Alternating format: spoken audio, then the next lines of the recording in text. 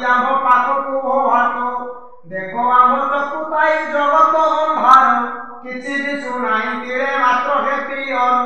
ପତିଲତା ନାରୀଙ୍କର ପତି ଯେ ନୟନ, ପତି ଏକା ଗତି ମୁକ୍ତି ସୌଭାଗ୍ୟ ଘନ। ପରାଣ ଠାରୁ ସେ ଜାଣ ଅଧିକ ଅଟନ୍ତି, ତାହାଙ୍କ ବିନେ ନାରୀର ନାହିଁ ଆନ ଗତି।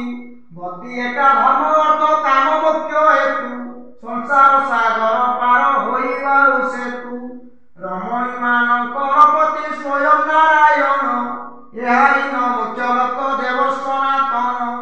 ପତି ବିମୁଖ ହୁଅନ୍ତି ଯେଉଁ ନାରୀ ଠାରୁ, ସବୁ ଧର୍ମ ସବୁ କର୍ମ ବୃଥା ଯେ। ପତି ବିମୁଖ ହୁଅନ୍ତି ଯେଉଁ ନାରୀ ଠାରୁ, ସବୁ ଧର୍ମ ସବୁ କର୍ମ ବୃଥା ଯେ ତାହାର। ସକଳ ତୀର୍ଥ ଯପି କରିଥିବା ସ୍ଥାନ, ନାନା ଯାଗ ଯଜ୍ଞ କରି ଦେଇଥିବା ଦାନ। ଅଶେଷ ପ୍ରକାର ବ୍ରତ ନିୟମ ପାଳିବ, ସେମାନଙ୍କ ଦ୍ୱାରା ଯେତେ ପୁଣ୍ୟ ଲାଭ ହେବ। ସେ ସମସ୍ତ ସୁକୃତକୁ ଏକାଠାବେ ଥୋଇ, ତୁଳନ କରିଲେ ପତି ସେବା ସଙ୍ଗେ ନେଇ। 16 ଭାଗରୁ ତାର ଏକ ଭାଗ ମାତ୍ର, ସମାନ ରହିବ ଏହା କହୁଅଛି ଶାସ୍ତ୍ର। ବାପ ଭାଇ ବନ୍ଧୁଠାରୁ ଜାତ କଲା ସୁତ, ଅଧିକ ବୋଲି ରମଣୀ ବିଚାରନ୍ତି ଚିତ୍ତ। ଏହାର କାରଣ ଅଟେ ସ୍ୱାମୀ ଔରସରେ, ଜାତ ହୋଇଅଛି ସେହି ସନ୍ତାନ ଅର୍ଥରେ।